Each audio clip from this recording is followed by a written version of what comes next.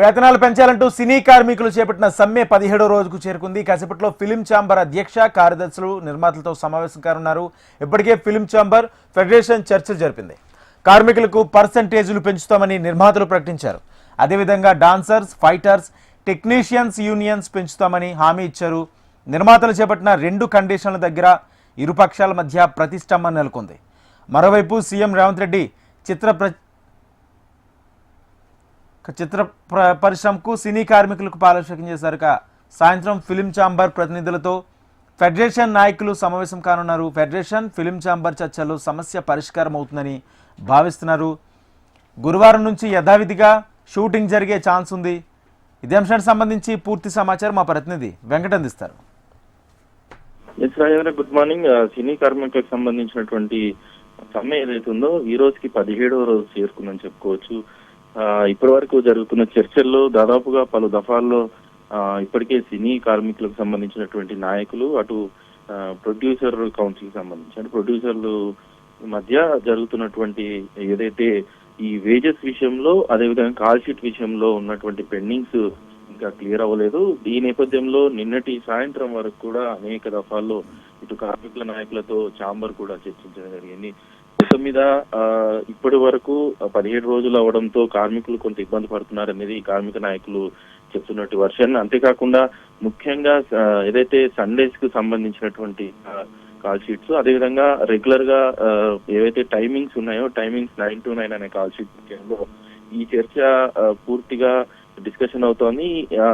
ఈ నేపథ్యంలో ఈ రోజు ఉదయం 11 గంటలకు నిర్మాతలు సమావేశం కానున్నారు. నిన్న ఛాంబర్ ఇచ్చినటువంటి పిలుపు మేరకు ఫిలిం ఫెడరేషన్ నాయకులందరూ కూడా అక్కడికి చేరుకొని ప్రధానంగా నిన్న జరిగినటువంటి సమావేశం ఐక్య వేదిక మీద 24 క్రాఫ్ట్లకు సంబంధించినటువంటి దాదాపుగా ఉన్నటువంటి కార్మికులందరూ కూడా అక్కడికి చేరుకున్నారు. అక్కడ చేరుకున్న నేపథ్యంలో వాళ్ళు ఇచ్చినటువంటి ప్రధానమైనటువంటి ప్రతిపాదనలు ఏవైతున్నాయో, ముఖ్యంగా సండే కాల్ షీట్స్ అనేవి ఖచ్చితంగా డబ్బులు వేజెస్ ఏవైతున్నాయో అవి కంటిన్యూ చేయాలి.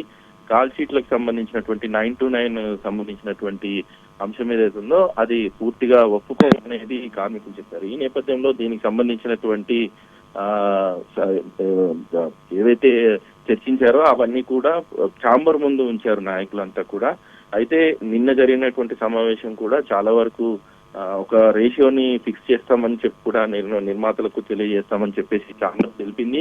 ఈ నేపథ్యంలో ఈ రోజు 11 గంటలకు నిర్మాతలతో ఛాంబర్ ఒక మీటింగ్ అయితే అరేంజ్ చేస్తోంది.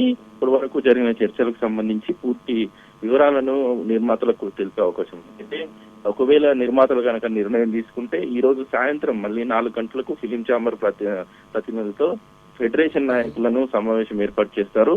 ఒకవేళ ప్రొడ్యూసర్స్ కనుక ఈ 2 అంశాల్లో ఒక క్లారిటీ ఇస్తే అది ఖచ్చితంగా నాయకులకు, ఏదైతే యూనియన్ నాయకులు ఉన్నారో కార్మికులకు సంబంధించి ఆ నాయకులకు సూచనలు ఇచ్చే అవకాశం ఉంది.